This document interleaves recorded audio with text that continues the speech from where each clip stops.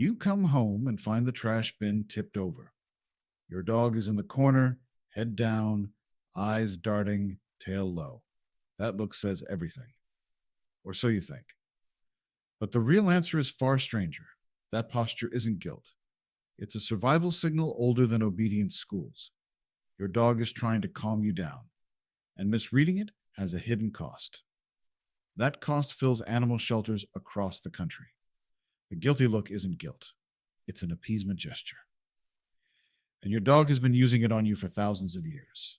It's a story about why dogs look ashamed and how a simple misunderstanding fuels surrender.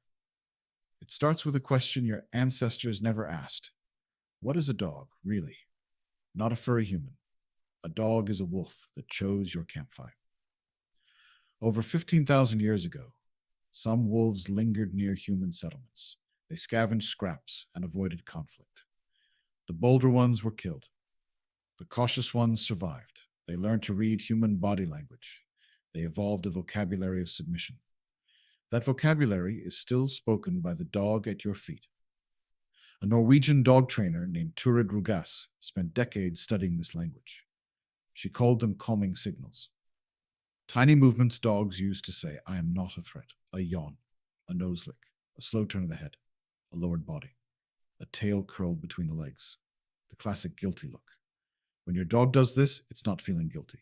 It's throwing up a peace flag. In the wild, these signals prevent fights.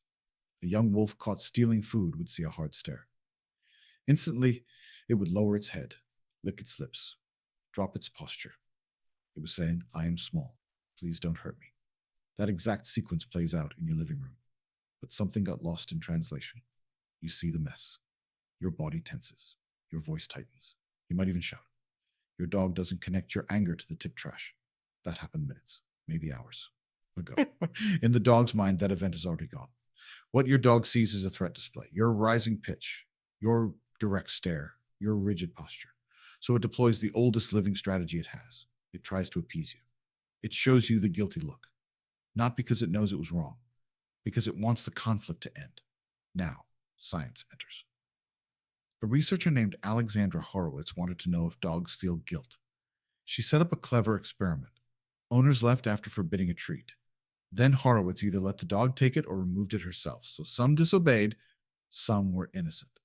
Then she lied to the owners. Some believed their dog ate it when it didn't. Others believed their dog didn't eat it when it did. The owners came back and scolded based on that false belief. The results were remarkable. The dogs that got scolded showed the strongest guilty look, even the ones who never touched the treat, even the perfectly innocent ones. The look wasn't tied to the dog's actions. It was tied to the owner's anger. The guilt you see is a mirror. It reflects your own frustration back at you. Horowitz published this in 2009. It should have changed everything. But most owners still don't know. You've been reading emotion where there is strategy, and that reading has consequences. Next time you find another mess, you think, he knows he did wrong. He looks so guilty. And a small belief takes root. You believe your dog chooses to defy you. He knows the rule. He knows you'll be upset. Yet he does it anyway. That belief is poison. It turns a training issue into a moral failure. You feel angry. You feel resentful. You feel like a bad owner. Or the dog is bad. Neither is true.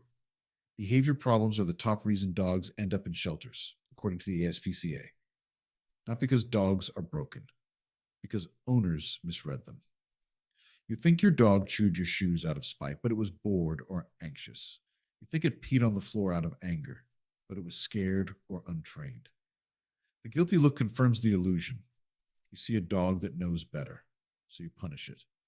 The dog offers more appeasement. It looks even guiltier. You feel validated.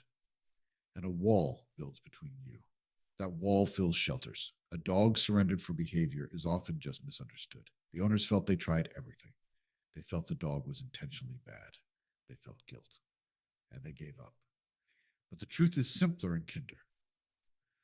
A dog's emotional world isn't a shadow of yours. Dogs live in the present.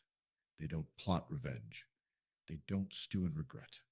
They don't connect a scolding now to a trash bin tipped at 11 a.m. They connect it to your body language right now. When you understand this, something fragile shifts. You stop seeing guilt. You start seeing fear of conflict. You see a plea for peace. and you respond differently. Instead of anger, you take a breath.